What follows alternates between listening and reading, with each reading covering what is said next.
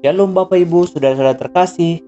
Mazmur 92 ayat 14 berkata, "Mereka yang ditanam di bait Tuhan akan bertunas di pelataran Allah kita." Kedewasaan seseorang memang sangat sulit untuk diukur, sebab banyak yang harus dipertimbangkan. Memang dalam membentuk karakter seseorang banyak yang harus dipertimbangkan. Jika kita hanya mencekoli seseorang dengan kebaikan, maka ada yang kosong dalam kepribadian seseorang tersebut.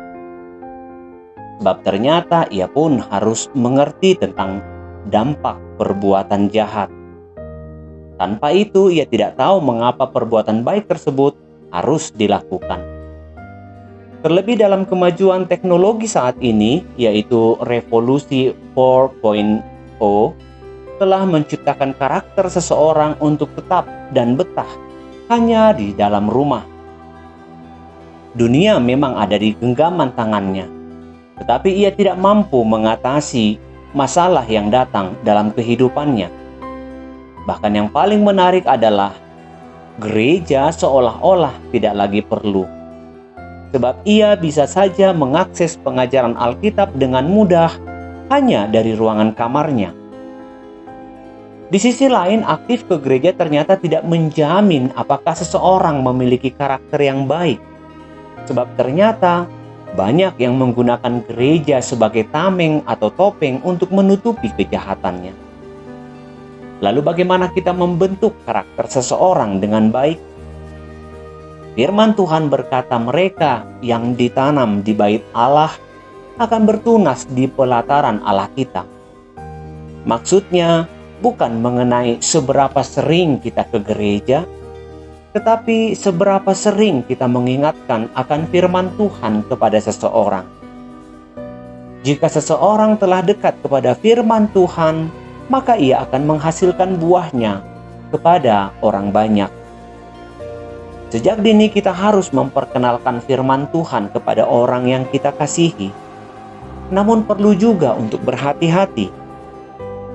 Pengajaran yang hanya memperkenalkan firman Tuhan tanpa dibarengi dengan pengawasan akan pengalaman seseorang, maka bisa jadi ia mengerti akan kebenaran, namun hidupnya justru jauh dari kebenaran Allah itu. Ditanam di bait Allah memiliki arti yang sangat dalam. Ia memang benar-benar hidup dan semakin besar serta dewasa di dalam kebenaran firman Tuhan, sehingga hatinya tidak lagi jauh dari Allah dan imannya tidak tergoyahkan apapun yang terjadi. Karakter yang demikianlah yang akan bertahan dalam segala badai.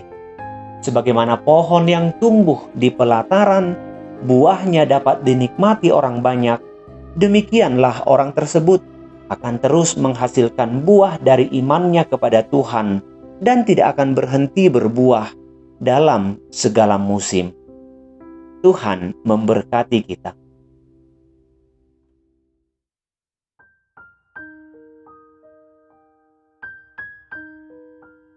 Allah, Bapa sumber segala nikmat kehidupan, telah Engkau jagai tubuh, roh dan jiwa ini selama dalam peraduan.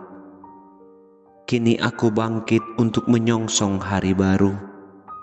Sebagaimana iman ini menerima terang daripadamu, biarlah tubuhku menyambut mentari sebagai terang yang menghangatkan batinku. Hari ini, ketika samar-samar terang nampak di ufuk timur, kan kupersiapkan apa yang aku perlu untuk tanggung jawab dari sebuah karya yang telah Engkau tetapkan bagiku. Sekiranya aku melemah, biarlah Roh-Mu menguatkan, sehingga seluruh tugas dan tanggung jawab dalam satu hari ini dapat kuselesaikan, sehingga semua karya disempurnakan di dalam kasih-Mu. Semoga jalan yang lurus terlihat jelas di hadapanku, sebagaimana jalan yang telah ditetapkan oleh Putra-Mu, Yesus Kristus Tuhanku. Amin.